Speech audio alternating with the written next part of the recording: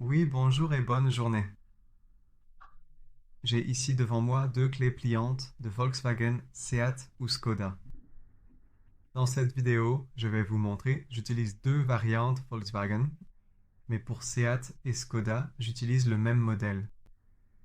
Vous pouvez également appliquer cette technique à la version 3 boutons.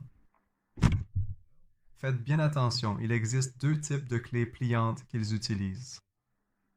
Une des variantes, c'est que vous pouvez séparer les deux moitiés ici. Et ici, vous voyez une encoche qui suit la courbe. Et un autre modèle de Volkswagen suit en fait uniquement cette ligne. Donc, vous ne pouvez pas les séparer ici, il ne peut s'ouvrir qu'en largeur. Pour cet exemple, j'utilise donc la variante où l'on peut effectivement les séparer ici. Je commence d'abord avec la clé d'origine. Elle se distingue par le fait qu'elle est taillée. Et je vais transférer l'électronique et le transpondeur qui se trouvent à l'intérieur vers le nouveau boîtier de notre site. Je mets la nouvelle de côté pour l'instant et je commence avec l'ancienne clé. Pour commencer, nous avons besoin d'un tournevis plat.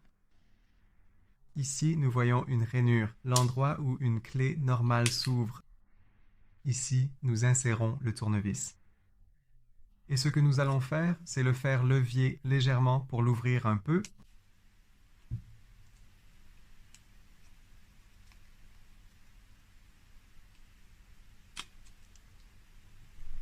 Afin que ces deux moitiés se séparent.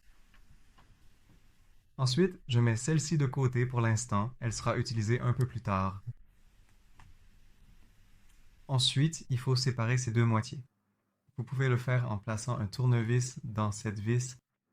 Ce côté est ouvert, il s'ouvre assez facilement avec les doigts. Pour cela, il suffit d'exercer une pression entre les deux moitiés, ce qui permet de les séparer. Ce que nous voyons ici, c'est qu'il y a une pile d'un côté. Vous avez probablement déjà vu cette image lorsque vous devez remplacer la pile. Et ici, vous voyez le circuit imprimé, autrement dit l'électronique de la clé. Nous allons faire la même chose avec le nouveau boîtier de clés. Donc, je l'ouvre à nouveau. Tournevis plat dans la rainure.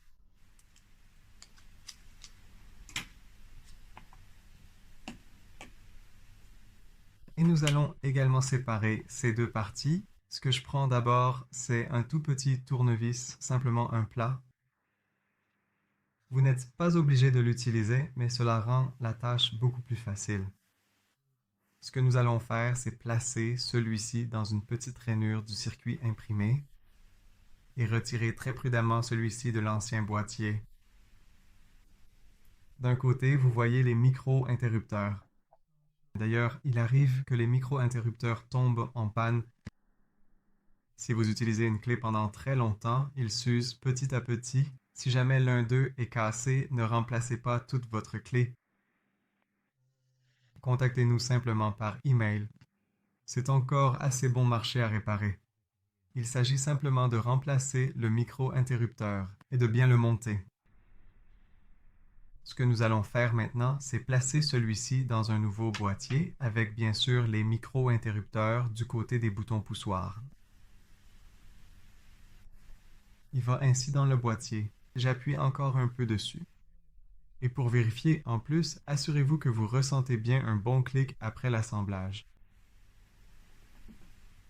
Il est également utile de transférer la pile. Pour cela aussi, il faut un petit tournevis.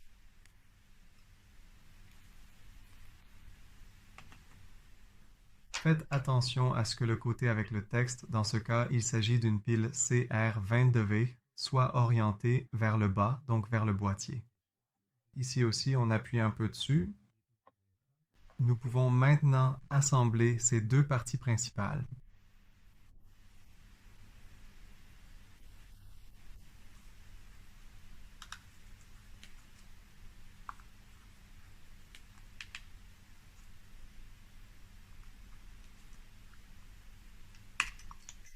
Une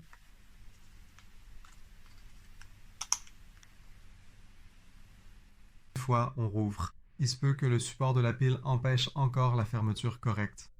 Vous pouvez facilement rouvrir une fois avant de refermer complètement.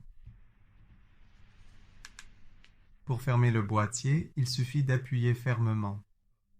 Vous avez entendu un petit clic et maintenant il est complètement fermé. Et vous pouvez, en tant que contrôle, appuyer sur le bouton poussoir et vous verrez une petite lumière s'allumer. Si vous ne voyez aucune lumière s'allumer, cela signifie que le circuit imprimé ne fait pas contact avec la pile. Cela signifie donc soit que la pile est mal insérée, soit par exemple qu'elle est déchargée. Bon, on met celui-ci de côté pour l'instant. Nous allons maintenant commencer avec les têtes de clé, la partie où se trouve la lame de la clé. Il est important de d'abord retirer l'emblème. Ceux-ci sont généralement collés par Volkswagen, donc cela peut être plus ou moins facile à enlever. Enlevez simplement cette fine couche, parce que sous cet emblème, il y a ici une petite vis cachée. Nous voulons également desserrer cette vis, c'est une vis cruciforme.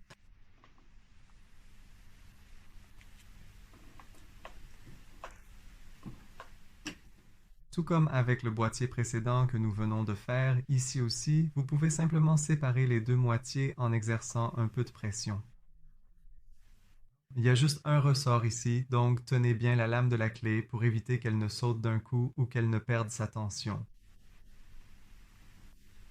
Ce qui en sort ici, c'est un petit tube en verre, aussi appelé transpondeur. Il peut parfois être très solidement fixé. Il est fixé dans cette partie et le trou ici est pour le bouton poussoir.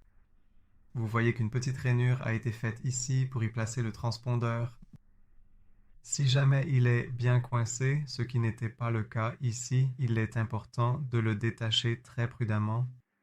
C'est un petit tube en verre, donc il peut se casser très facilement. Assurez-vous alors de prendre le temps de le placer délicatement contre la vitre, afin qu'il puisse être transféré en un seul morceau vers la nouvelle clé. Nous allons également retirer cette moitié. D'ailleurs, un transpondeur, la seule chose qu'il fait, c'est d'envoyer un code au moment où vous démarrez la voiture. On l'appelle aussi un anti-démarrage. Mais comme il n'est pas présent, vous pouvez tourner votre clé dans le contact de la voiture, mais le moteur ne démarrera pas. Nous allons également ouvrir le nouveau boîtier. Ici, j'ai retiré l'emblème de la clé.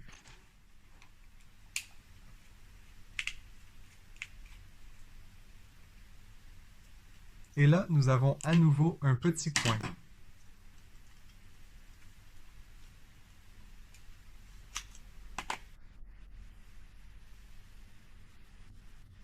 D'accord, je vais aussi mettre celui-ci de côté. Dans 9 cas sur 10, il n'est pas possible de transférer entièrement la tête de la clé, c'est-à-dire le mécanisme rotatif et la lame de la clé. Donc ce que vous devez faire dans ce cas, c'est que je mettrai un petit lien dans la description de cette vidéo. Dans une autre vidéo, j'explique cela un peu plus en détail. Mais ici, vous voyez une petite goupille, également appelée goupille de perçage. Avec un petit clou et un marteau, vous pouvez faire sortir cette goupille. Ensuite, vous pourrez retirer la lame de la clé de l'ancien mécanisme rotatif. Vous pouvez faire la même chose avec le nouveau mécanisme rotatif et la nouvelle lame de clé.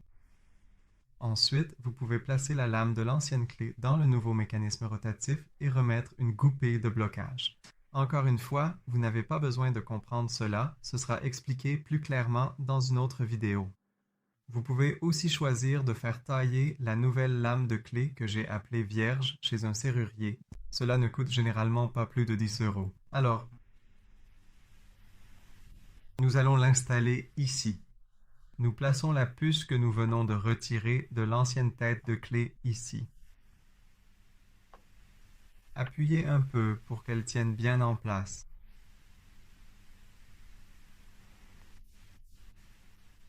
Bon, maintenant ça devient un peu plus difficile. Ce que nous faisons, c'est que la lame de clé avec la tête de clé est placée au-dessus du trou. Le bouton sur lequel vous appuyez pour déplier la clé, nous allons le placer ici. Mais attention, celui-ci a quelques encoches. Ces encoches doivent s'aligner avec celles de la tête de clé. Et alors, vous remarquerez d'une certaine manière que cela passe bien ici. Ensuite, nous avons encore un petit ressort. Nous avons un côté du ressort où une petite languette dépasse et un côté où elle rentre vers l'intérieur.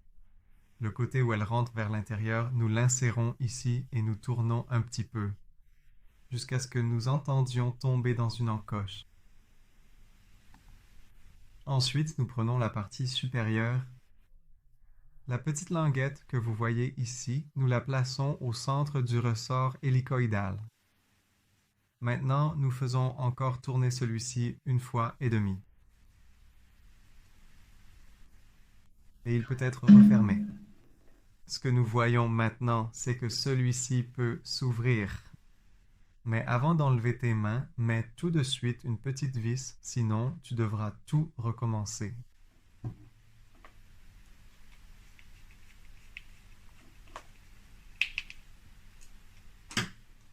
Alors, ces deux moitiés que nous avons maintenant, la moitié avec la puce transpondeur à l'intérieur et la moitié avec l'électronique fonctionnelle. Nous pouvons à nouveau les clipser ensemble ici, ouvert.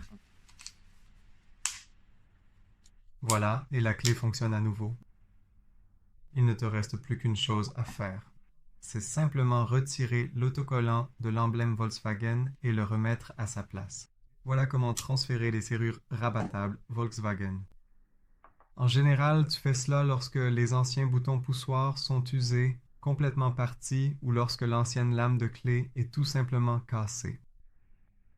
Je montrerai également dans la description de cette vidéo où il est éventuellement possible de l'acheter.